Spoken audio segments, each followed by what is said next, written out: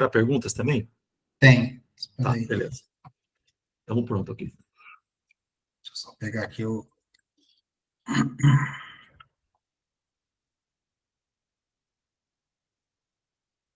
Vocês são da Universidade Federal da Paraíba? Somos da Isso, Federal da só para eu falar Paraíba. direito. Somos da Federal da Paraíba. Não, a Federal de Campina Grande, o Éder. Campina Aqui é Grande. Campina Grande, é. Não, tá, fala direitinho, né? Mas aqui tem alguns membros da Universidade Federal da Paraíba. Eu, por exemplo, sou. É da Federal da Paraíba. Aí tem alunos da UEPB, que é a Estadual da Paraíba, e deve ter Estadual. algum... tem aluno aqui da UEPB. Estadual. Bom, tá gravando aqui. Boa tarde a todas e a todos. A gente vai começar... Hoje é o quinto encontro do Esquenta Fórum Paraibano de Física. Semana que vem, nós teremos o fórum, né? Então, o fórum começa na quarta-feira e termina na sexta. E hoje a gente tem a presença aqui do professor Éder Pires Camargo, que é da Unesp de Ilha Solteira. Antes de qualquer coisa, eu quero agradecer o professor Éder, né?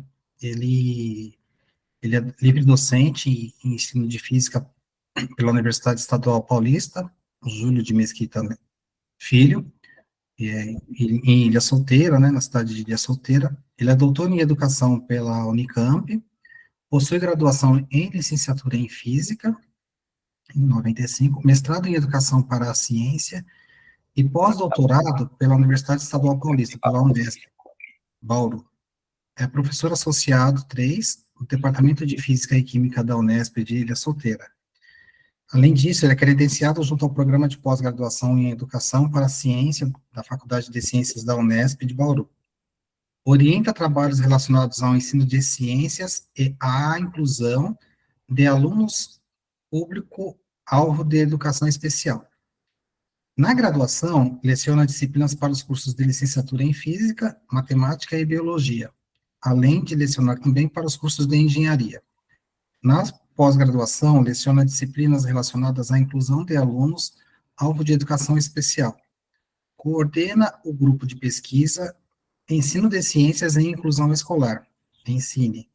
É sócio efetivo da Sociedade Brasileira de Física, ocupa a cadeira 23 da Academia de Letras de Lençóis Paulista, a LELP. Pertence à Sala dos Escritores de Lençóis Paulista, que coisa bonita isso, legal. Composta por 30 homenageados. Tem experiência no campo de educação, com ênfase em ensino de ciências, atuando principalmente no tema ensino de física para alunos com deficiência visual. Nossa, que bonito, né? O seu currículo aqui é uma história também, muito bonito isso. Éder, seja bem-vindo, obrigado por aceitar essa apresentação, e agora fica com você, tá bom? Eu vou só fechar minha câmera para poder facilitar, mas eu estou aqui, tá bom? Obrigado demais, Éder,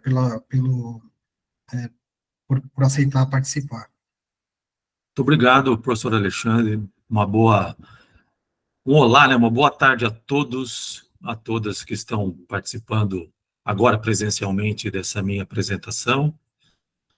Um olá para você aí no futuro. Quando estávamos em pandemia, eu dizia assim, que você no futuro possa encontrar um lugar, né? Um lugar bem melhor do que nós, naquele momento, eu dizia, né? No presente, porque estava muito difícil. Eu fiz muita live lá na época da pandemia. Você vê, agora a gente superou aquele momento de pandemia, estamos lá no Rio Grande do Sul, nesse momento de enchente, que os irmãos, que as irmãs do Rio Grande do Sul, que todos nós brasileiros possamos ajudar, né? Que o Brasil possa trabalhar conjuntamente para ajudar os irmãos, as irmãs, os amigos, as amigas do Rio Grande do Sul a superar esse momento difícil, essa tragédia devido às enchentes que estão ocorrendo lá no Rio Grande do Sul. E que no futuro, você do Rio Grande do Sul, você de qualquer lugar do Brasil, nós possamos estar novamente num momento diferente, melhor, principalmente você do Rio Grande do Sul, tá? Eu agradeço pelo convite, é uma responsabilidade enorme palestrar sobre o tema de ensino de física, de educação inclusiva, e eu agradeço ao professor Alexandre pelo convite. Estou muito feliz, satisfeito de estar aqui no dia 7 de maio de 2024. Eu acho que só é possível a gente estar discutindo esse tema de ensino de física, de educação inclusiva, devido a políticas públicas como a Constituição Federal de 1988, né, que no seu artigo 18, inciso 3, traz o tema, né, começa, vamos dizer, em termos legais no Brasil. Então, fornecer educação especial para estudantes com portadores de deficiência, preferencialmente na rede regular de ensino, ela traz isso no seu documento legal, né? Pelo Estatuto da Criança e do Adolescente, 89/90, pela Lei de Diretrizes e Bases da Educação Nacional, que pela primeira vez trouxe um capítulo, né, específico sobre o assunto da educação especial no Brasil. E um pouco mais para frente, né, pela Educação Especial na Perspectiva da Educação Inclusiva, de 2008, que vai trazer a educação especial como modalidade transversal aos diferentes níveis e modalidades da educação brasileira. Também o Estatuto da Pessoa com Deficiência, né, de 2015, dentre outras legislações e declarações que o Brasil é signatário, como a Declaração de Salamanca, de 1994, e outros documentos. Então, o que proporciona com que hoje nós tenhamos uma realidade muito diferente de 30, 40, 50 anos atrás, que é um tempo assim pequeno na existência humana.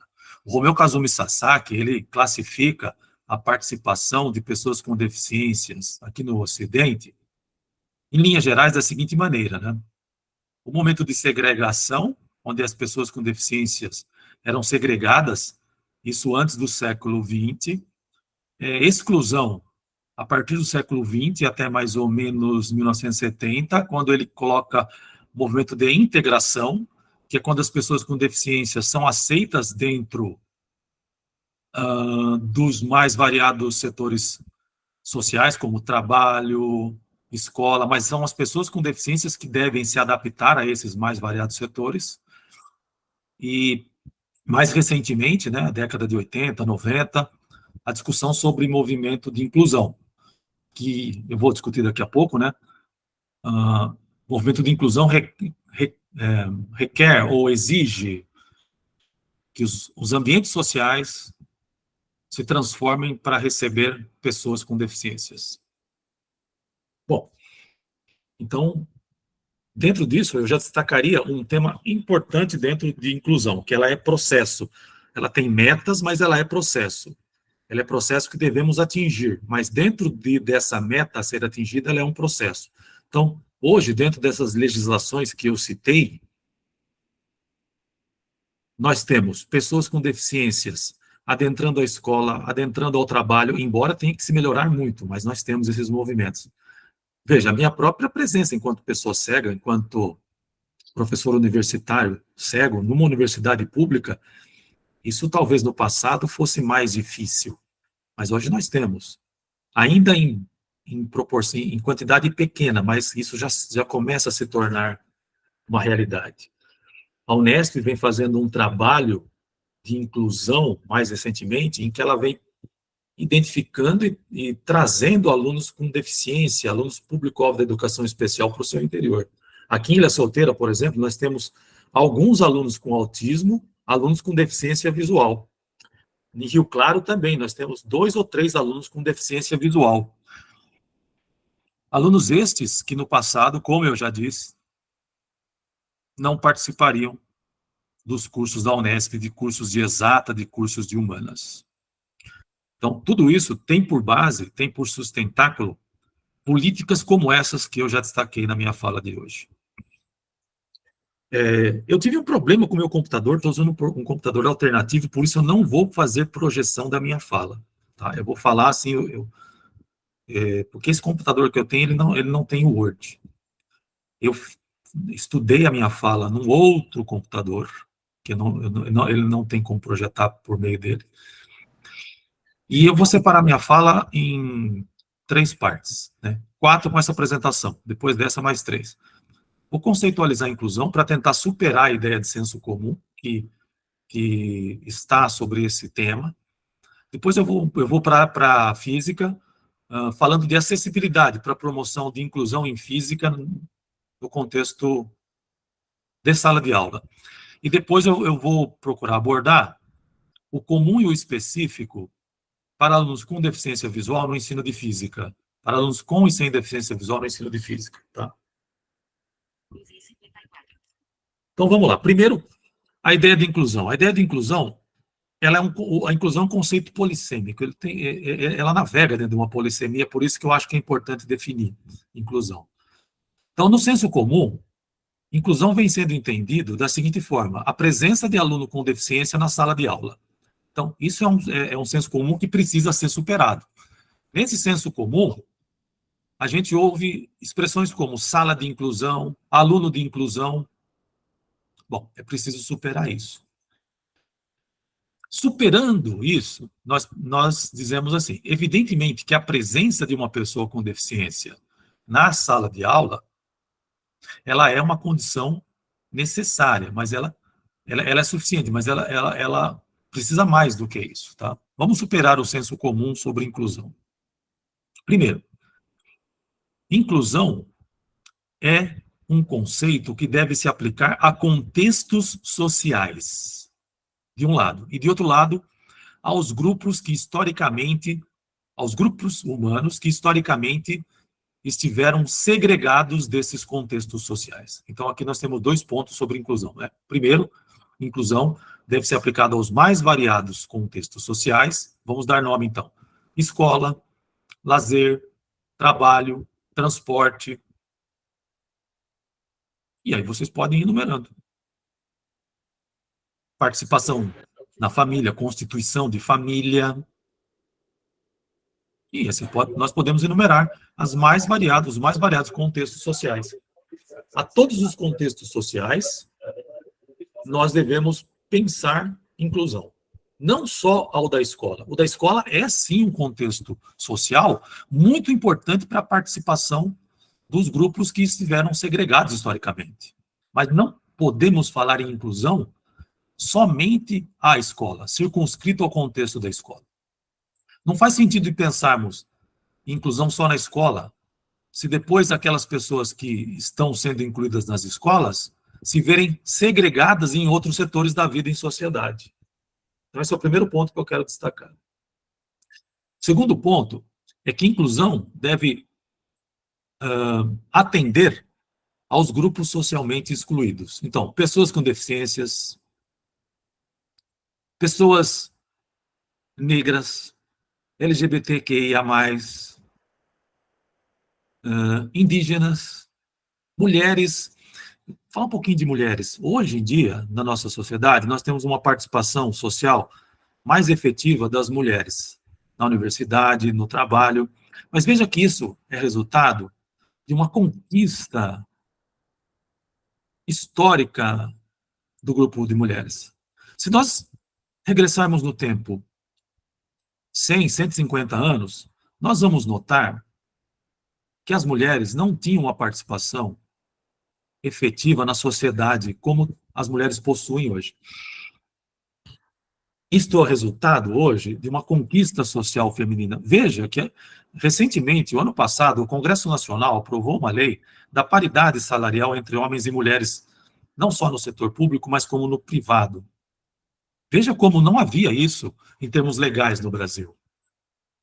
Então, o próprio grupo mulheres também é um grupo a ser incluído, né? Mais incluído. E se nós pegarmos em outras regiões do mundo, a ser muito mais incluído. Tá? Então, nós temos que falar em inclusão na escola, no trabalho, no lazer, nos transportes, na família, e em relação aos grupos que estão excluídos historicamente, que foram excluídos historicamente. E mais um ponto. Quando nós interseccionamos esses grupos, nós vamos perceber que eles ocuparão pontos de segregação ou de exclusão mais ou menos intenso, mais intenso, intensamente excluídos. Por exemplo, é diferente de eu falar o homem cego branco, ou a mulher surda branco, ou o homem negro autista, ou a mulher negra cega, ou a mulher negra homossexual autista. Quando nós interseccionamos essas características, nós encontraremos pessoas em posição de maior ou menor desnível social ou de posição de exclusão. Então, nós temos que olhar para a questão da inclusão para o ser humano real, né? Nas pesquisas que a área de ensino de ciências, de ensino de física realizou, houve, na minha opinião, por força, por impacto da pedagogia de Piaget, a identificação de um sujeito ideal, de um sujeito epistemológico. Esse sujeito epistemológico, o sujeito sem deficiência, o sujeito branco, o sujeito normal, entre aspas, um sujeito avaliado como normal, se excluiu o ser humano real. Qual seja o ser humano real? Esse que existe no dia a dia, esse que existe de fato. E esse ser humano que existe de fato perpassa pelo ser humano a ser incluído dentro dos segmentos sociais. Tá? Então, isso posto, entendido aqui, o que é inclusão, e aqui se destina, né? Inclusão, portanto, a participação efetiva nos mais variados ambientes daquele ser humano que encontrou-se excluído da participação social. Então, nós vamos para a escola, vamos para a sala de aula. Na sala de aula, então, nós temos que pensar na inclusão do que fora excluído e na sua participação efetiva. Se eu penso na sala de aula de física, como que eu avalio se alguém está sendo incluído? Pela participação efetiva, se ele está participando efetivamente. Eu posso lançar algumas questões. Esse meu aluno, outrora excluído, se eu vou promover inclusão, ele participa efetivamente? Dando um passinho para trás aqui. Para a promoção de inclusão, o ambiente ele deve se modificar, ele deve se alterar para permitir a participação efetiva daquele que não estava sendo incluído. Então, vamos dar uma materialidade a esse raciocínio. Se eu tenho um aluno com deficiência visual, que estava na sala de aula, ele foi aceito na sala de aula, a sua presença não foi negada. Para que ele seja incluído, o ambiente da sala de aula ele deve se modificar. Quando eu digo ambiente, eu tenho que pensar de uma maneira muito ampla. A comunicação, os materiais, o método, o processo de avaliação, a relação professor-aluno, a relação aluno-aluno. Isso deve ser alterado para proporcionar a participação efetiva desse sujeito que antes não participava. E aí eu pergunto, a comunicação que eu faço facilita, proporciona a participação efetiva desse que não participava à comunicação? O método de ensino que eu uso proporciona a participação efetiva do aluno? O material didático que eu utilizo proporciona a participação efetiva? A avaliação que eu aplico proporciona a participação efetiva do aluno ao processo avaliativo? Então, a cada atividade que eu tenha dentro da sala de aula, eu questiono se eu estou proporcionando ou não participação efetiva. Se eu estou proporcionando participação efetiva, eu coloco, então, eu estou promovendo inclusão naquela atividade. Se eu não estou proporcionando participação efetiva, eu devo modificar a atividade para que aquela pessoa possa participar. Está todo mundo me ouvindo aí? Não caiu, não? Está tudo certo? Como eu não enxergo aqui... Tá tudo certo.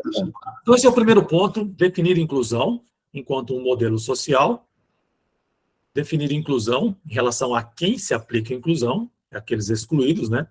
A questão da interseccionalidade, colocar a inclusão agora dentro da sala de aula como um ambiente, um setor social, né? Colocar a inclusão como participação efetiva. Agora, ponto 2 da minha fala. Acessibilidade em física.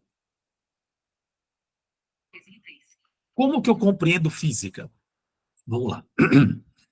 Eu compreendo física como uma linguagem que representa externa e internamente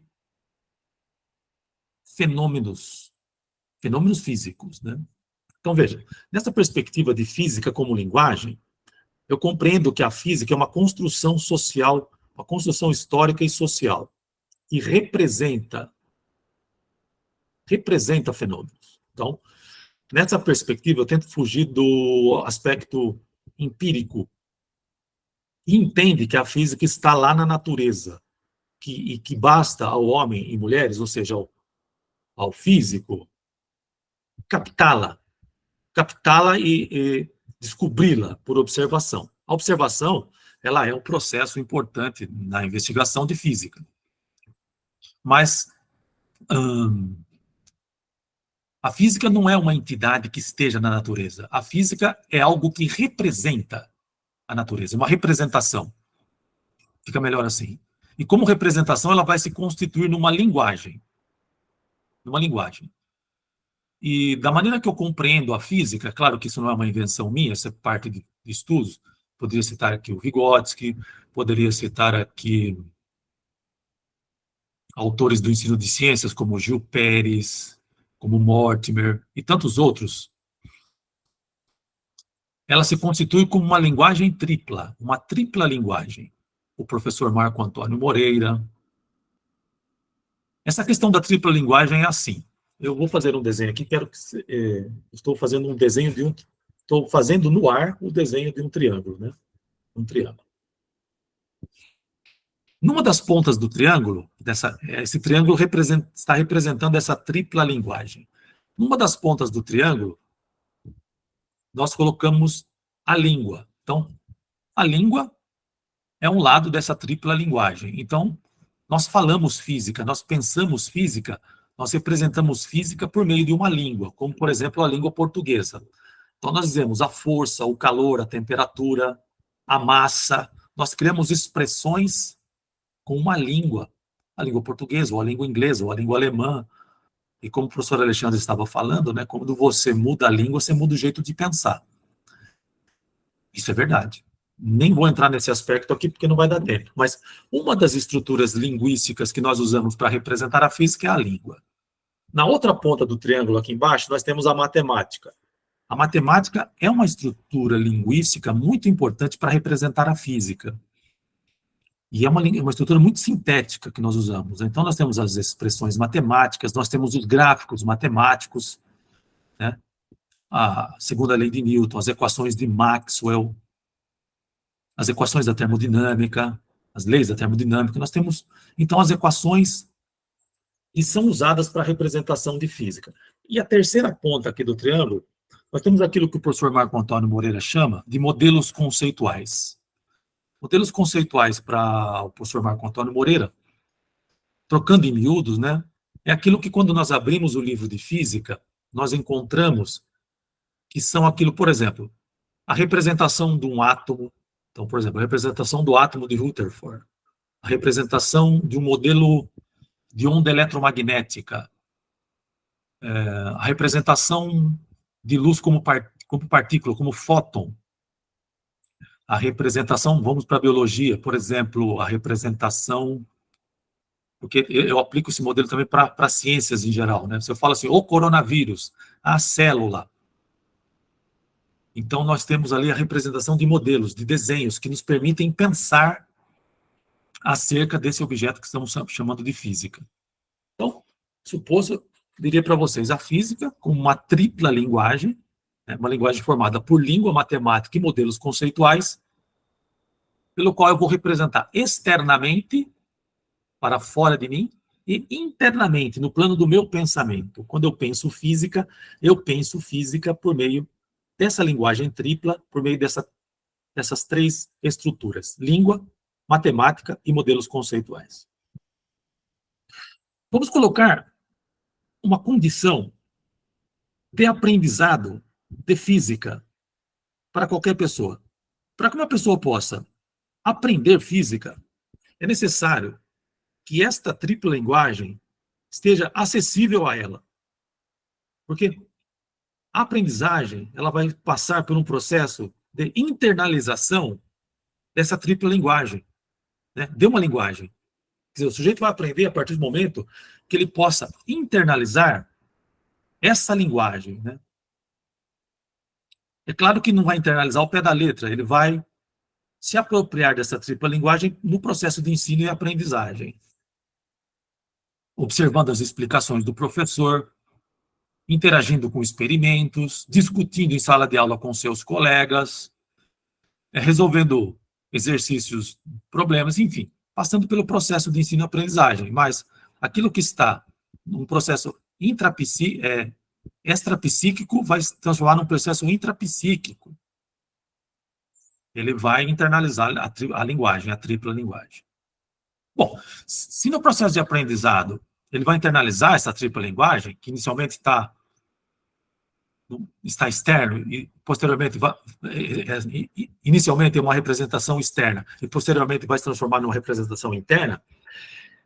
Se eu tenho uma pessoa com deficiência visual, se eu tenho uma pessoa com deficiência auditiva, por exemplo, que são deficiências ligadas aos sensores visão e audição, eu tenho uma condição básica para aprendizado. Essa tripla linguagem precisa ser acessível a essa pessoa.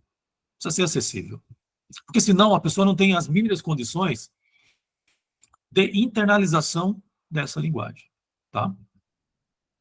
Então, veja, a língua portuguesa, a matemática e os modelos conceituais, eles precisam estar acessíveis para todos os alunos. Para o cego, e precisa estar acessível para a pessoa com deficiência auditiva, né, com surdez, e também precisa ser acessível para aqueles que não têm deficiência auditiva ou visual. Abrindo um parênteses aqui, né? Nesse sentido, vejam que a dificuldade da pessoa cega em aprender física é uma dificuldade inicial que está ligada à falta de acessibilidade às representações dessa tripla linguagem. Então, se nós tomamos um aluno com baixa visão ou um aluno cego, nós vamos perceber que, em termos de dificuldade, ele tem uma dificuldade de acessibilidade. É claro que para resolver essa dificuldade de acessibilidade, você tem uma tarefa que não é uma tarefa muito simples, que é tornar acessível essa tripla linguagem. Tornar acessível a língua portuguesa, tornar acessível a matemática e tornar acessível o modelo conceitual. Como é que você torna acessível a língua portuguesa? Por exemplo, se o professor está... Se o aluno tem deficiência visual, o professor tem que falar claramente a língua portuguesa. O livro precisa estar digitalizado, por exemplo, no computador. Ou ele pode usar o recurso do texto no braille, porque o aluno com deficiência visual lê braille. Como que torna acessível a matemática? O braille torna a matemática acessível. O computador, hoje em dia, torna a matemática acessível. Como é que torna acessível o modelo conceitual? Ao invés de apenas o desenho estar nos livros ou projetado na lousa, a construção de maquetes bi- ou tridimensionais. Né? Bi- ou tridimensionais, maquetes em alto relevo, baixo relevo, modelos tridimensionais. Infelizmente, eu não vou conseguir projetar aqui para vocês algumas dessas várias maquetes que nós construímos aqui. Eu queria aproveitar para dar uma sugestão, já que eu estou falando das maquetes. Vocês podem procurar gratuitamente um e-book que eu escrevi o ano passado ou retrasado, que se chama Ensino de Física Multissensorial. Se alguém pudesse colocar no chat, se chama Ensino de Física Multissensorial. Ele foi publicado pela editora Encontrografia. Basta procurar Ensino de Física Multissensorial e você terá acesso a um e-book gratuito, onde nós damos exemplos de várias maquetes e experimentos multissensoriais para o ensino de física. Tá? E o capítulo 1 desse livro é uma discussão toda teórica acerca dessa tripla linguagem que eu estou falando aqui para vocês, e também sobre educação inclusiva e outros temas. Então, veja, para o aluno com deficiência visual em aulas de física, é tornar essa tripla linguagem acessível. Tecnicamente, vamos falar assim, é uma coisa simples, né? Agora, na prática, você tem uma dificuldade de fazer isso, porque nós vivemos numa sociedade que se acostumou, se concentrou numa comunicação visocêntrica. É desfazer essa comunicação visocêntrica que se constitui numa dificuldade, mas não na resolução em si do problema, né? Para o aluno com deficiência visual, não, desculpa, para o aluno com deficiência auditiva, para o surdo, né, isso tem uma dificuldade maior, porque o processo de desenvolvimento do surdo, ele é diferente do processo de desenvolvimento da pessoa cega. Ele tem toda uma etapa de desenvolvimento na sua infância que ele não adquiriu linguagem, né, justamente porque ele não participou de uma sociedade auditiva, diferentemente do cego. A gente pode depois explorar mais isso. Terceira parte da minha fala, eu queria abordar elementos comuns e específicos entre alunos com e sem deficiência visual, que é a área de pesquisa que mais eu atuo, tá? Depois das perguntas, eu posso responder outras perguntas sobre alunos surdos, sobre alunos com autismo, mas agora eu vou me concentrar num desafio para a educação inclusiva em física, ou em ciências, ou em geografia, mais em física, mas a gente pode extrapolar isso, que é assim: o que é comum entre alunos com e sem deficiência visual e o que é específico ao aluno com deficiência visual no ensino de física? Porque essa é uma questão que aflige muito os professores. Será que se eu receber um aluno com deficiência visual na minha aula, ele tem que fazer tudo diferente? Quer dizer, eu tenho que dar uma aula completamente diferente para ele em relação aos alunos que enxergam? Isso é um lado da pergunta, né? Por outro lado, será que eu tenho que fazer uma aula que é igual para todo mundo? Então, nós chegamos num ponto assim, o que é comum e o que é específico. E a minha resposta, que também é uma resposta que ela tem um ponto de interrogação, é assim, ó, olha, nem tudo é igual e nem tudo é diferente. Há elementos que são comuns e há elementos que são diferentes entre os alunos com e sem deficiência visual. Então, por exemplo, elementos comuns. Trabalhos em grupos. Então, se você vai fazer um trabalho em grupo, uma atividade experimental, o aluno com deficiência visual deve ficar num grupo junto com seus colegas que enxergam. É um trabalho comum. Certo? Vai fazer um experimento? Então, depois a gente vai para o experimento. Um debate. Vamos fazer um debate? O aluno com deficiência visual deve participar em conjunto. E aí o professor pode usar questões e problemas abertos. Por exemplo, assim, ó, em mecânica, por que os objetos se movem? Pode haver uma situação em que um objeto em movimento permaneça em movimento, mesmo que nada esteja empurrando o objeto ou puxando o objeto? Outras questões que podem ser usadas em debates. Em que situação uma latinha de refrigerante atingiria a menor temperatura? Quando ela é colocada em água a 0 graus ou em gelo a 0 graus? Quem chega primeiro ao solo quando solto de um prédio de 50 andares? Uma pedra de 1 quilograma ou uma grande pedra de 500 quilogramas? Então, situações em que envolve debates, situações de trabalhos em grupo, o aluno com deficiência visual, ele deve participar em conjunto, são atividades incomuns. Agora, situações em que são específicas para o aluno com deficiência visual. Ele pode fazer uma prova.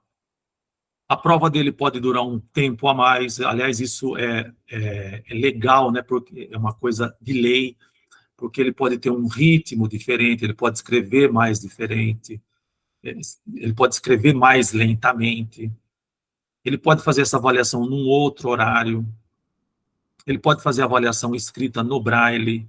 E se o professor não sabe o braille? Essa prova que o aluno fez em braille, essa prova vai para um professor de sala de recurso, que escreve em tinta sobre e devolve para o professor corrigir. Agora, essa situação do braille pode ser contornada, né? se o aluno souber o computador que tem a voz, como o meu computador aqui, ó. Eu tenho um computador aqui que tem voz.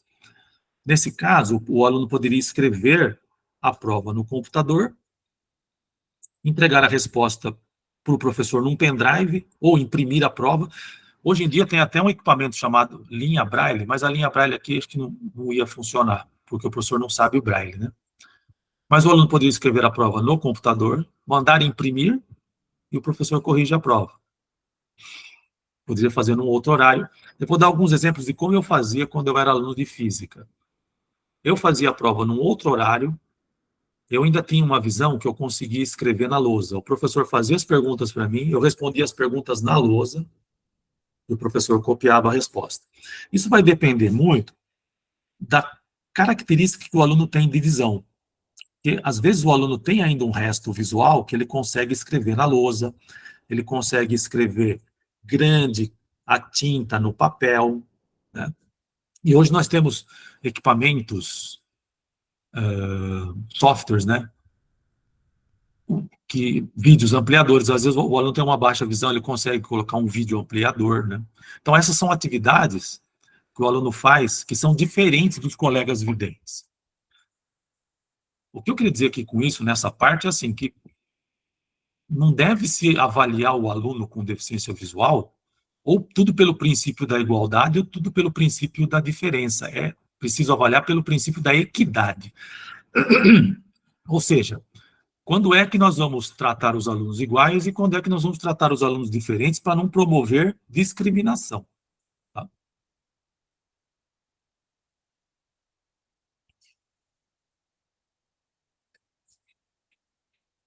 Maquetes multissensoriais. Então, por exemplo,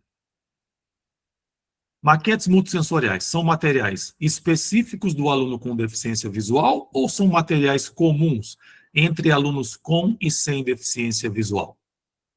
Na avaliação que nós fazemos aqui em Ilha Solteira, na perspectiva que defendemos, são materiais comuns. Então, imaginemos uma maquete de uma onda eletromagnética. Bom, eu vou aqui supor que vocês conheçam o modelo de uma onda eletromagnética, tá? O campo elétrico oscilante no plano vertical e o campo magnético oscilante no plano horizontal. 90 graus um em relação ao outro. Esta não é uma maquete que só deve ser usada com um aluno cego ou com baixa visão. Um material desse pode ser usado em conjunto entre alunos com e sem deficiência visual. Um gráfico tátil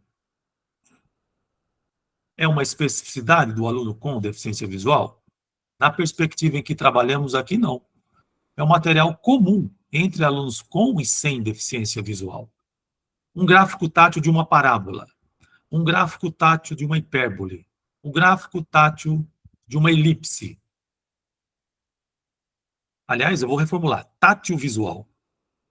Porque além de ser tátil, ele é visual.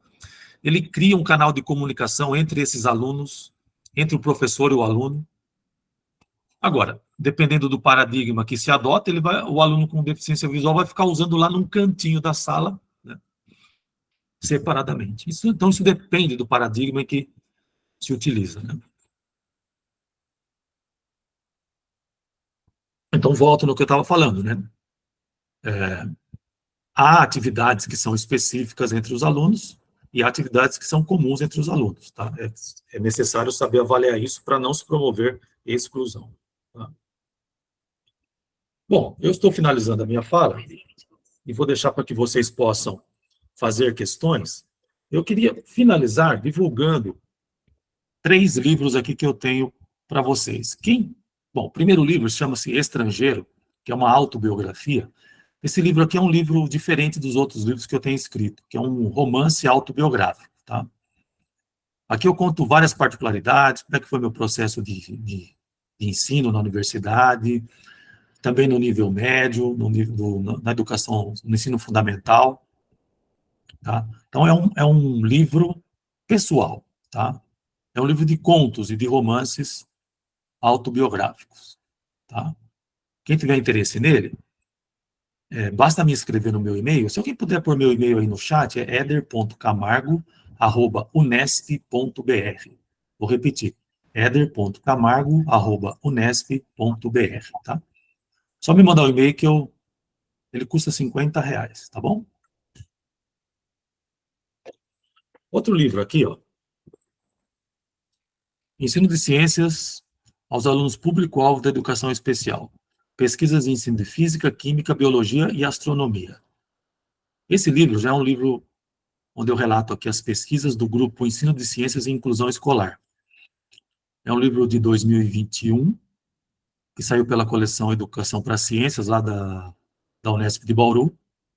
É um livro bastante importante que traz as recortes das pesquisas do grupo que eu sou líder, o Grupo Ensino de Ciências e Inclusão Escolar. Tá? Também por R$ 50.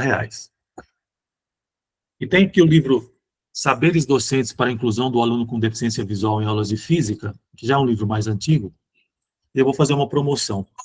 Opa! Quem comprar esses 2 livros aqui, ó, vai ficar R$ 100 os 2, ganha o Saberes Docentes, tá?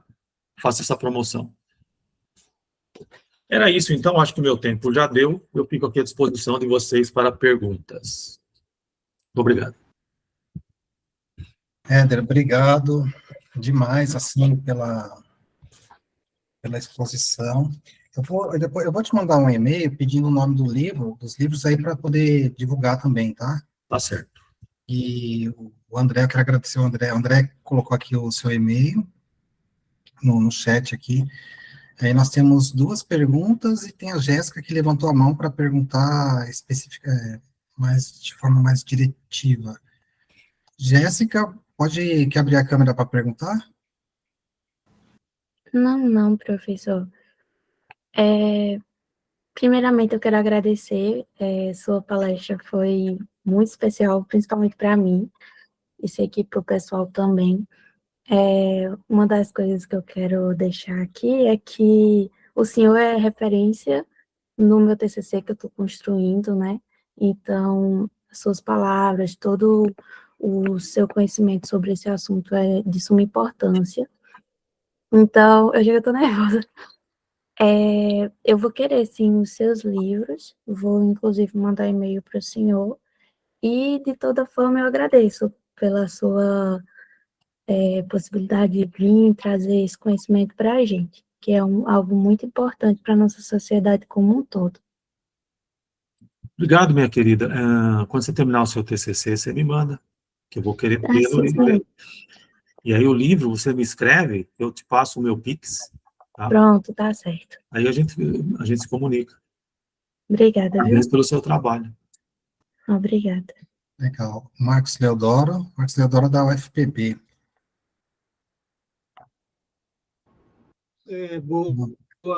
Boa tarde, estão me ouvindo? Sim, sim. Bom, Éder, eu não sei se você está lembrado, né? Eu era professor na UFPB, cheguei a participar de uma banca. Lógico que eu lembro você, Marcos Leodoro. Eu mesmo, o próprio. Nós participamos de banca. Isso, exatamente. Você está onde agora? Bauru. Então, eu estou aqui na Paraíba. Na Universidade Federal da Paraíba, 3 anos já. Mas eu queria te perguntar uma coisa, na verdade, assim, é uma pergunta meio um dilema. Eu gostaria de saber a sua opinião, acho que nós nunca conversamos sobre isso, que é o seguinte, eu estou aqui com um livro na mão, né, que é do Bernal, né, esse autor me foi introduzido pelo João Zanetti. E o Bernal fala nesse livro, né, que a física, embora ela seja construída a partir, né, do nosso aparato corporal, sensorial, ela tem que se desvincular deste aparato, né, como se ela fosse um conhecimento que transcende este aparato corporal, né? Eu, particularmente, tenho as minhas dúvidas sobre isso. Eu acho que não é possível separar o conhecimento que nós formulamos da física, e eu vou mais além, eu digo da matemática também, a partir do nosso aparato corporal, né? Porque o conhecimento não está só na nossa mente, o conhecimento está em todo o nosso corpo, ele se distribui por todo o nosso corpo, né? Então, a minha pergunta é a seguinte: uma pessoa, né, com, bom, a gente poderia falar com deficiência visual, né? Alguns preferem falar cego mesmo, Não, né? mas você quer pontuar uma pessoa cega, sem visão? Exatamente. Uma Sem visão, pessoa sem desde o visão, nascimento? desde o nascimento, Perfeito. certamente, se nós tivéssemos uma comunidade de físicos cegos desde o nascimento, eu não creio que eles produziriam a mesma física que os videntes. No entanto, o cego, desde o nascimento, né, ele tem que se adaptar a esta física dos videntes. E esse é um processo de aculturação também, né? Ele é obrigado a isso. E como você vê isso, né? Pensando na questão do cego desde nascença, que não é o seu caso, mas eu acho que você também deve ter vivenciado um pouco dessas questões, né? Como é que você vê isso? Não sei se ficou clara a pergunta. Ficou sim. Então manda brasa aí. Professor, muito obrigado pela sua pergunta. Bom, primeiro, eu acho que essa pergunta é uma pergunta que está em aberto e eu tento trabalhar com ela nas pesquisas que estou tentando fazer, né? Devido aí, teve pandemia, depois eu assumi gestão, enfim. Também queria fazer menção ao professor Zanetti, que nos deixou agora recentemente, né? Uma perda, assim, inestimável, né? Olha,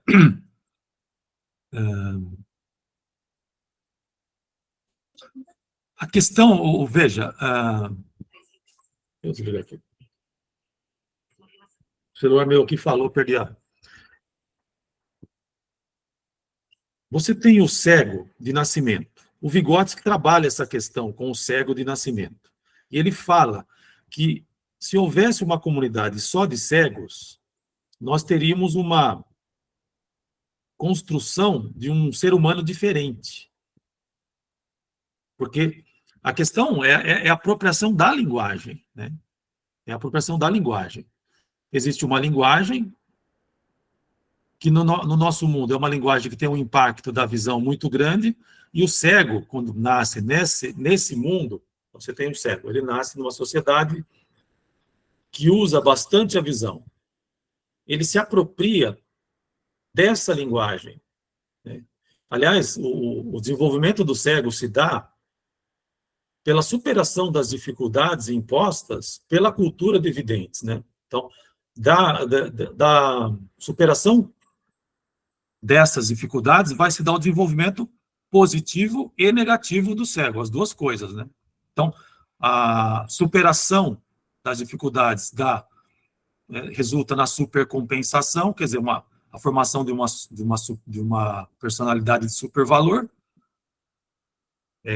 de colocação na vida social, né? Então, pela apropriação da linguagem, ele consegue entender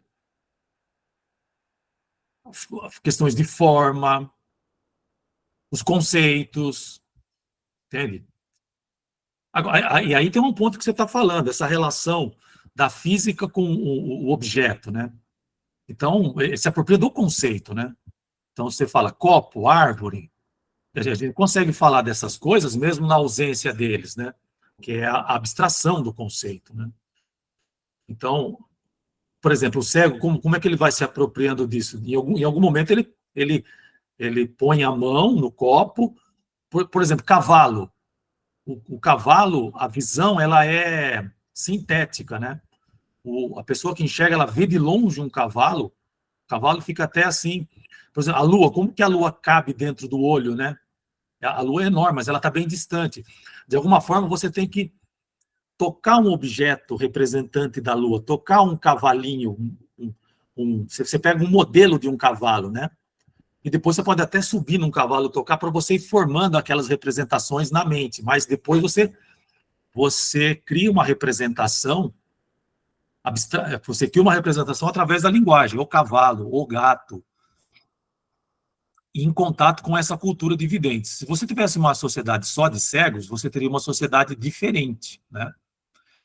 É interessante falar do vidente sobre isso, porque nós também estamos construindo representações, eu estou me colocando aqui como videntes, né? Os videntes estão criando representações de elementos que eles também não veem, né? Nós poderíamos extrapolar aí o mundo subatômico, não é visto, muitas coisas de astronomia não são vistas e são captadas e depois são representadas, né? São representadas em objetos que são vistos. Eu não saberia dizer que se uma sociedade só de pessoas cegas não poderia também fazer isso. O desenvolvimento científico poderia captar determinadas coisas e ser tornado perceptível tatilmente para essas pessoas. Nas categorias que eu desenvolvi 3 categorias que são muito importantes, que são a indissociabilidade, o vínculo e a não relacionabilidade, que é mais ou menos para entender isso, né? A indissociabilidade refere-se a significados que só podem ficar na sua base material. Por exemplo, a ideia visual de cor é um exemplo, né? O cego total de nascimento não vai ter acesso à ideia visual de cor. Mesmo que você entregue para ele um tecido vermelho, um tecido azul, o tato não vai representar isso na sua mente. O Vygotsky falou, né? A audição e o tato jamais farão um cego ver. Embora ele não tenha dito explicitamente disso, mas ele dá o exemplo do cego que pergunta como é o leite, né? E o cara não consegue explicar para o cego como é o leite, a cor branca do leite, né? Você não consegue transportar isso por meio do tato ou da audição. Já os significados vinculados, esses têm relação entre tato e visão. Você pega, por exemplo, você entrega na mão de um cego uma moeda, ele toca na moeda, depois você diz assim, como é o formato da moeda? Ele faz assim para você, ó. Então, de tocar na moeda e depois deixar a moeda do lado, você cria uma representação mental. Há uma proximidade do córtex visual com o córtex tátil. Você entrega um triângulo para o cego, aí o cego deixa de tocar. Como é o triângulo? Ele faz assim, ó. Ele faz algo assim para você. O quadrado, ele faz algo assim para você. Então, há uma proximidade entre tato e visão em relação a objetos geométricos. E há muitos significados em física que contemplam esse tipo de conceito. Então, onda eletromagnética, modelo atômico, não me refiro às cores, eu me refiro à geometria especificamente. Então, aí há um campo de conceitos que se possa interligar entre cegos e videntes, que é o campo da geometria estática ou dinâmica. Eu denominei esses conceitos significados de vinculados. E o terceiro, que também é plenamente aí compartilhável entre cegos e videntes, que são significados sem relação sensorial, né? Por exemplo, os significados de campo, sejam ele o campo gravitacional, elétrico ou magnético. E, embora eles sejam representados nos livros didáticos, né, você pega, por exemplo, assim, o campo gravitacional, o livro faz o planeta Terra e faz até uma nuvenzinha em volta. Essa nuvenzinha não corresponde, porque o campo gravitacional é uma entidade abstrata dentro da teoria de Newton. Dentro da teoria de Newton. Ele vai... Eu me lembro que o professor vai fazendo uma nuvenzinha assim e vai ficando fraca conforme... Essa nuvenzinha, conforme a distância vai aumentando e vai ficando mais densa quando a distância vai diminuindo. Mas isso é uma representação que não deva se fazer, porque não há representante empírico nem para campo elétrico, nem para campo magnético, nem para campo gravitacional. Então, esse é o tipo de significado, o de campo, que é sem relação sensorial, que para o sujeito representar ele não pode usar uma entidade empírica. Então, eu diria para você que, do ponto de vista das representações, entre cegos e videntes, nós ficamos apenas com uma exceção, que é a exceção das cores. As outras nós teríamos nós temos plenamente possibilidades desses cegos compartilharem. Agora, a diferença do mundo entre cegos e videntes se daria na percepção do espaço, no conhecimento do espaço. Seria assim, seria um mundo diferente. Em termos científicos, não saberia dizer para você quão diferente, uma vez que o próprio vidente, professor, ele lida com coisas que ele não está vendo, né? Você pega o experimento de Rutherford. O Rutherford não viu a partícula alfa interagir com o núcleo atômico e a maioria passar pela lâmina de ouro e ignorar a lâmina de ouro e só algumas bater. Ele viu depois os efeitos na placa, ele viu depois os efeitos da partícula alfa ricochetear no núcleo e ferir a placa fotossensível. Mas não dá para dizer, isso é você falar assim, poxa vida, uma comunidade só de cegos não chegaria nunca em resultados desses. Isso me parece uma posição visocêntrica, sabe? A única coisa que não é compartilhável é a ideia de cor. Mas será que o cego não teria outros tipos de representações para superar essa? Eu não sei, realmente eu não sei. Não sei se eu respondi, eu só confundi mais. Bom, eu quero agradecer a sua resposta, né?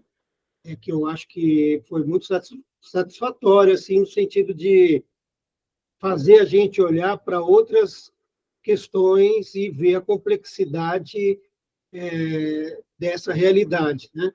E que, diferentemente, talvez, do que aconteça, eu acho que a condição do cego, né? A condição de qualquer pessoa aí que tenha, né, algum dos sentidos afetados, é extremamente relevante para os estudos de epistemologia da ciência, né? Então, assim, é uma contribuição de duplo sentido, né? Não é só uma coisa que vai dos videntes para os cegos, né? Mas dos cegos para os videntes também. E só sim. Eu acho que as minhas categorias, eu tenho esse livro Saberes Docentes aqui, ó, talvez seja um livro importante para a leitura, porque ele traz as categorias, que é o vínculo, a indissociabilidade, o vínculo, a não relacionabilidade. E eu preciso escrever mais sobre isso, eu estou precisando escrever, eu não encontro tempo, porque ela traz justamente essa relação de percepção. E outro ponto importante é o Vygotsky, porque o Vygotsky ele separa as funções psicológicas inferiores das funções psicológicas superiores, né? E o ser humano está na função psicológica superior, que é a apropriação da cultura pela linguagem. E aqui vai ter uma contribuição que você falou do cego e do vidente nessa mão dupla, nessa ida e vinda. Acho que a cegueira tem muito a contribuir aqui. Sim, e justamente por isso, só para fechar mesmo, que eu queria dizer, é que eu acho que não tem muito sentido essa questão da gente ficar pensando uma comunidade só de cegos, ou uma comunidade só daí, só daquilo. Eu acho que, na verdade, a diversidade é que interessa, né? É o que existe, é o que deve existir, é o que interessa. Obrigado. Olha, professor, só para finalizar, tem um texto chamado O Mundo dos Cegos, que está no livro de Ítalo Calvino, eu posso até te mandar, que existe no campo da suposição uma comunidade só de cegos. É uma ficção científica, o mundo dos cegos, a cidade dos cegos. É curto, eu tenho aqui, se você me mandar um e-mail, eu te passo o livro, você vai ler, você vai gostar. Porque há uma inversão cultural, nessa cidade entra uma pessoa vidente e ele passa a ser um estrangeiro lá. É muito interessante a leitura desse texto, viu? Se você me escrever, eu te mando. O Mundo dos Cegos. A Cidade dos Cegos, aliás. Tá bom. É um texto do século XIX. Éder, nós temos duas perguntas aqui no Tá. chat.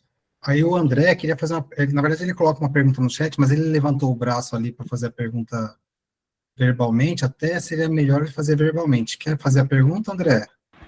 Claro. Eu até baixei aqui, é um que eu pensei que poderia estar excedendo o tempo, mas eu faço a pergunta com prazer.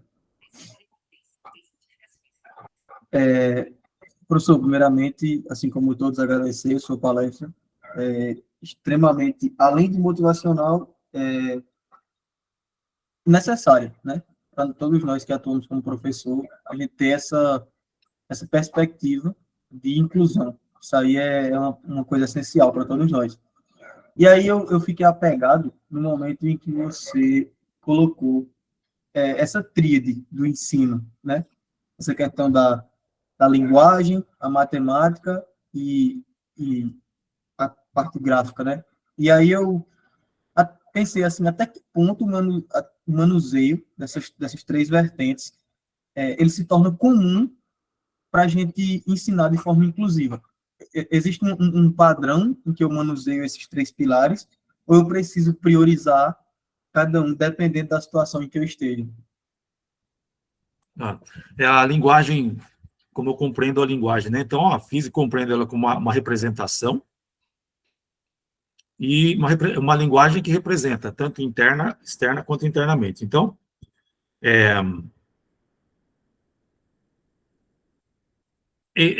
veja, mais ou menos uma coisa, né? É interessante a sua pergunta, quer dizer, quando tem mais língua portuguesa, se você pega um livro como o Paul Hilt, Física Conceitual, ele não traz nenhuma equação matemática. E aí ele se denomina física conceitual, né? Por não trazer nenhuma expressão matemática. Mas aí eu me pergunto, está certo isso? Eu acho que não, né? Eu acho que não. Nós do ensino somos acusados por não trabalhar com matemática. Eu não compartilho dessa ideia, entendeu? Eu não acho. Por outro lado, eu não acho que ele fez errado, o Paul Hilt. Eu acho que ele discute as equações matemáticas por meio de língua inglesa / língua portuguesa, que ele foi traduzido para o português, né? A matemática é uma coisa sintética, é uma maneira de você pensar a física, representar e pensar a física, né? E você pode pensar também através da língua portuguesa, representar e pensar por meio da língua portuguesa e por meio dos desenhos. Então, forma de você... O importante aqui na linguagem é o seguinte, que a linguagem não é coisa, ela representa a coisa, né? Ela representa, ela é uma forma mediada entre você e a coisa. Agora, essas três componentes, para ensino de qualquer pessoa, mas em especial do deficiente visual, tem que estar acessível. Eu falo assim para você, ó, x ao quadrado menos 5x mais 6 igual a zero. O que você entende? Você consegue perceber alguma coisa?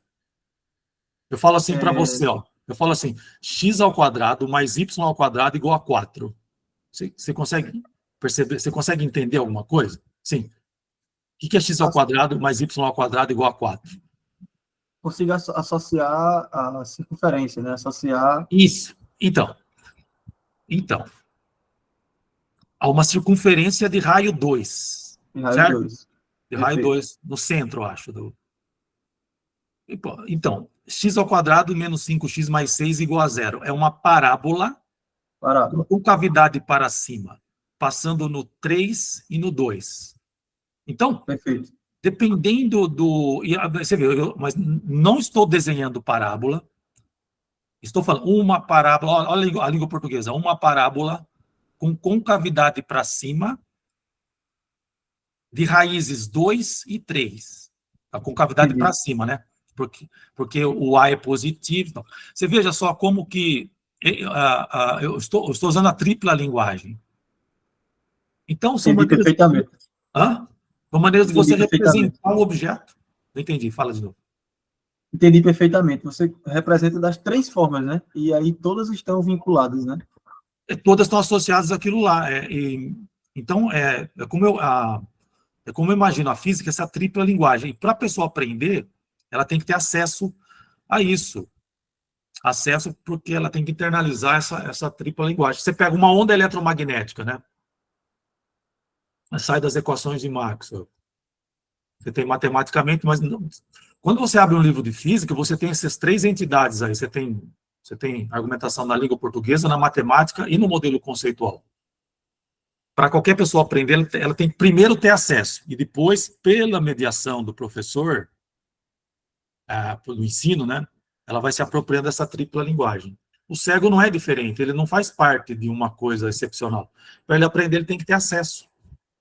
E algumas vezes ele vai ter acesso por meio do tato, outra vez por meio da audição. Ele não tem a visão.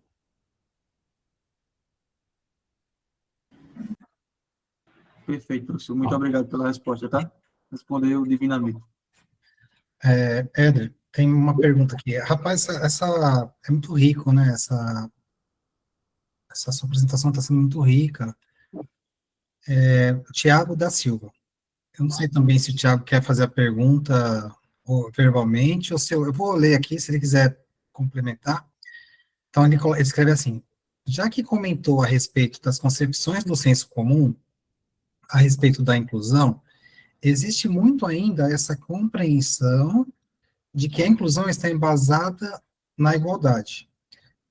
A sua fala, para esclarecer o que seria a equidade, um equilíbrio entre as diferenças e igualdades, é extremamente didática para superar essa concepção do senso comum. Na verdade, é um comentário, né, que ele está fazendo aqui. Não, então, pois é, como diz a Mantuana, é andar no fio da navalha. O Aristóteles, acho que o Aristóteles, ele fala assim que você não pode tratar tratar os iguais como sendo iguais e os diferentes lá. O Boaventura, ele fala assim, nem tudo tem que ser igual, nem tudo tem que ser diferente. É preciso que tenhamos, como é que é a frase dele? Eu até já esqueci. Vou ficar só com o começo que já explica. Nem tudo tem que ser igual, nem tudo tem que ser diferente. Então, a questão da equidade é nós podermos, é nós sabermos, dentro de um processo de ensino de física, vamos ficar aqui na física, né? Tratarmos os alunos de forma comum, mas respeitando as especificidades as suas especificidades. E eu acho que nós temos dificuldade com isso, né? Nós somos formados na lógica formal, que pensa igualdade e diferente de maneira muito separada, e acho que a gente tem que trazer a dialética para isso. Como é que é isso? Olha, veja bem, você tem uma pessoa cega e as outras que enxergam. Olha como nós somos percebidos, o cego e os videntes. Mas veja bem, você tem o cego e o vidente. Tudo bem, é uma diferença entre eles. O ver e o não ver. Isso é uma diferença, ver e não ver. Isso aí vai implicar questões da diferença, né? Ok. Isso tem que estar dentro da sala de aula. Mas o cego e o vidente, os dois são tateantes, eles são ouvintes, eles são cheirantes e degustantes, vamos falar assim, né? Tem 4 identidades, não é? Essas 4 igualdades, 4 identidades, elas não são postas, não são consideradas dentro da sala de aula. Então, você não pega os alunos e se faz atividades em que o tato possa ser um elemento comum, que a audição possa ser um elemento comum. Não se faz isso. Porque a visão, ela ocupa tanto o centro do processo de comunicação, o processo de sala de aula, que a gente fala o cego e o vidente. Quando vai para a questão do surdo, vira o ouvinte e o surdo. Então, a gente sempre pega os sujeitos na diferença. Não que a diferença não tenha que ser considerada, a diferença ela tem que ser considerada. Mas a questão é saber levar. Quando é que nós tratamos iguais os alunos e quando é que nós tratamos eles de forma comum. E isso não precisa ter cego na sala de aula, né? Eu acho que esse é um desafio para o processo de ensino. Agrupar e separar. Agrupar, considerar os alunos em atividades comuns e as suas especificidades. É lógico que para isso nós não podemos ter sala com 60 alunos. O professor também não pode ter uma jornada de manhã, de tarde e de noite, ele precisa poder planejar a sua sala de aula, né? Nesse livro, Ensino de Física Multissensorial, que vocês podem baixar da internet, eu tento dar exemplos dessas questões aí, do comum e do específico. Tem um outro que eu lancei pela Livraria da Física, que tem justamente esse nome, né? Compreendendo identidade e diferença por meio do ensino de física e da deficiência visual. Ensino de física, como é que chama? Inclusão e necessidade especial, 2 pontos. Compreendendo identidade e diferença por meio do ensino de física e da deficiência visual. Bom, Éder, tem mais uma, o Gustavo Alencar, também é professor aqui da Federal de Campina Grande, quer fazer uma pergunta. E aí a gente fecha, tá bom? Porque já Beleza. são quase 5 para as 2. Você está aí se segurando só com a coxinha, né, Éder? Não, estou tranquilo, é que eu vou no banco daqui a pouco, tem que ir lá no banco. Tá bom. Boa tarde, Alexandre. Boa tarde, professor Éder, demais colegas que estão aqui presentes. Na verdade, não era uma pergunta, mas também, ao mesmo tempo, eu vou fazer nessa direção. É a ideia da gente, enquanto professor, a gente tem uma dificuldade muito grande de idealizar um modelo em que a sala de aula você tem alunos videntes e não videntes, né? Considerando alunos com baixa visão ou com deficiência visual completa, né? Cegos. Eu acredito é um desafio enorme trabalhar com uma nova linguagem em que o livro didático, ou pelo menos do ponto de vista, as pesquisas agora estão avançando nesse sentido. E eu queria saber do professor qual a opinião dele com relação ao uso de maquetes táteis, né? Táteis visuais, porque acho que o visual também é importante quando você trabalha com aluno vidente e não vidente ao mesmo tempo, e como isso também pode ser usado a favor nas disciplinas de física experimental, né? Porque outra dificuldade é a disciplina de física experimental, porque você trabalhar com modelos 3D, com essas maquetes, já tem pesquisas sendo desenvolvidas nessa área, né? E isso facilita, por exemplo, trabalhar geometria ou conceitos ligados à geometria. Mas essa ideia de matematização do espaço. Então, parabéns pela exposição. Eu queria saber como é que a gente podia, né, incrementar. O seu livro é muito bom, o material, estou divulgando, inclusive, e eu acho que usar um dos caminhos também estaria por aí. Como ainda estou tateando isso, a partir de agora tendo mais acesso a um debate mais profundo. Eu queria saber como o professor vê essa questão de uso de maquetes táteis, as limitações, dificuldades que, inclusive, os próprios estudantes com deficiência têm para usar esse material. É isso, professor. Obrigado. Um abraço. Boa tarde a todos.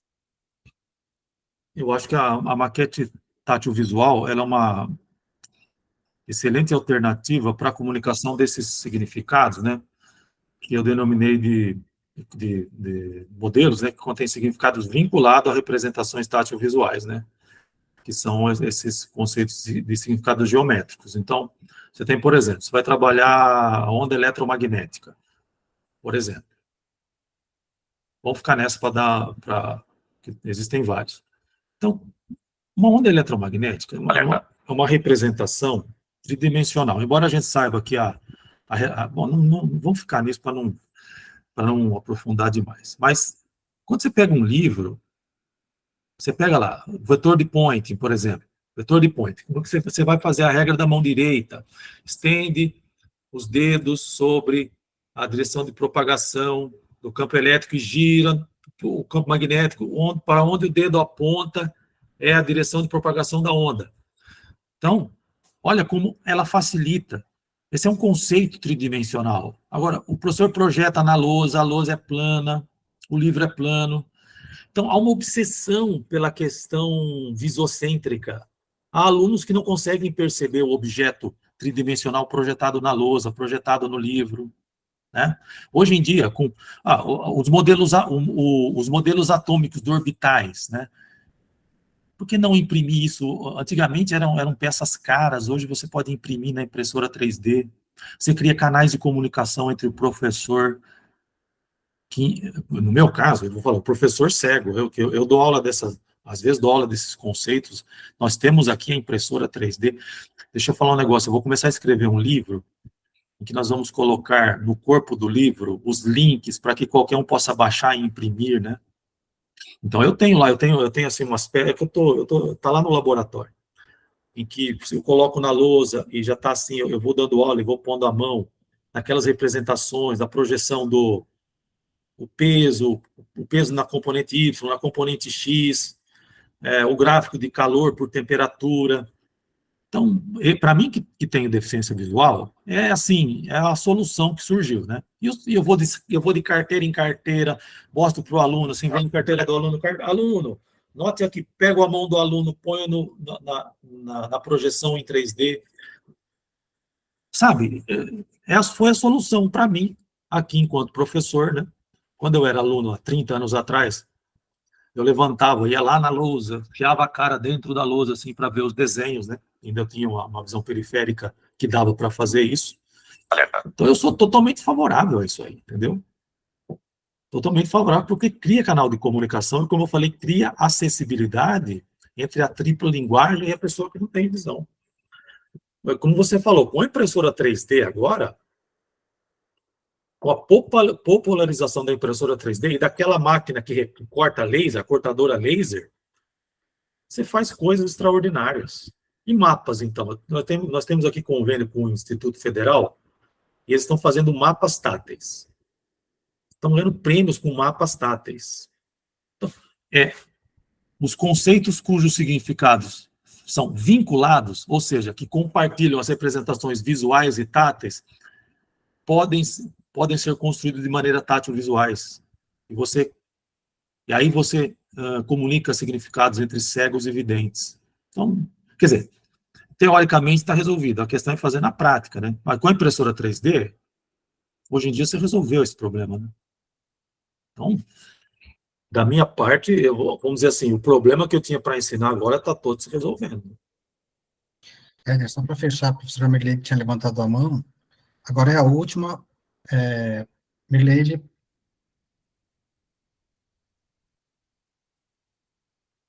Obrigada, Alexandre. Sem querer alongar muito a discussão, mas eu só queria registrar, professor, eu sou professora da UFCG desde 2016, e desde então eu tenho tido contato com o seu material, tenho tentado trazer essa discussão para a sala de aula, especialmente através de disciplinas de instrumentação para o ensino de física. É uma temática que a gente precisa se apropriar, porque é fundamental trazer esse diálogo, trazer para o debate a inclusão, e não só para o debate, tentar efetivar isso em sala de aula. Então, assim, o seu material, ao longo de muitos anos, ele já me acompanha. E, assim, muito obrigado por saber disso. É um prazer, há muito tempo, de verdade, inclusive a Jéssica, recentemente, que está fazendo um TCC envolvendo a temática, eu encaminhei um livro recentemente seu para ela. Então, assim, de verdade, muito obrigado por estar aqui promovendo esse diálogo muito lúcido, muito claro, muito didático, e ter divulgado, inclusive, outros materiais que eu ainda não conhecia, nem os nossos estudantes. Nossos estudantes também têm interesse pela temática, então, muito obrigada, professor, por estar aqui conosco. Isso é muito bom saber disso, e eu fico feliz. Um grande abraço para vocês, eu estou sempre à disposição, meu e-mail está aí, só escrever. Tá, eu estou à disposição de você. Tá certo, então. Éder, muito obrigado mais uma vez, obrigado a todos e a todas pela participação. Nós tivemos hoje um número aqui de participação, de pessoas presentes, né, e o pessoal ficou bastante tempo acompanhando. Nós temos tido uma média de 25, hoje passou aí de, sei lá, 30. E assim, eu quero te agradecer demais, viu, Éder? Por aceitar, por ter topado vir aqui, por falar, por ter contribuído, como o Mirleide coloca aí, por ter aberto esse canal de diálogo. Enfim, muito obrigado, viu, Éder? Olha, eu que agradeço, foi um prazer, foi um desafio falar para vocês, dialogar com vocês, e eu estou sempre à disposição, tá? Para mim isso aqui é uma responsabilidade, a gente que foi formado sempre em escola pública, recebeu apoio, incentivo público, né? Então, eu não faço nada além da minha obrigação, e faço com muito carinho, viu? Que bom, que bom e bonito. Bom, tá convidado para vir para cá, né? Para conhecer o forró, e vai gostar. Semana que vem, dia 14, nós teremos a presença da professora Elizabeth Baroli, ela é professora aposentada da Unicamp, recém-aposentada, aliás, e ela vai falar sobre a necessidade da formação docente após, da formação do professor, do licenciado, né, a pessoa que se formou ali em licenciatura, após a formação dele, formação inicial. Então, ela tem o título da palestra é Mestrados Profissionais em Ensino de Física, Controvérsias e Potencialidades para o Desenvolvimento Profissional Docente. Tá? Então, quem puder participar, é isso aí. Éder, eu vou te mandar um e-mail perguntando mais sobre os livros, e aí eu vou divulgar para os alunos, que eu também tenho interesse. E eu tenho interesse depois, aí eu converso melhor com você, saber se vocês têm uma disciplina aí voltada para a inclusão, para alunos cegos, surdos, né? Porque seria legal a gente pensar nisso aqui também, né? E aí, mas eu converso com você depois por e-mail, tá bom? Tá bom. Então Ok. tá bom, pessoal, eu vou parar a gravação e até a semana que vem, tá bom? Obrigado a todos.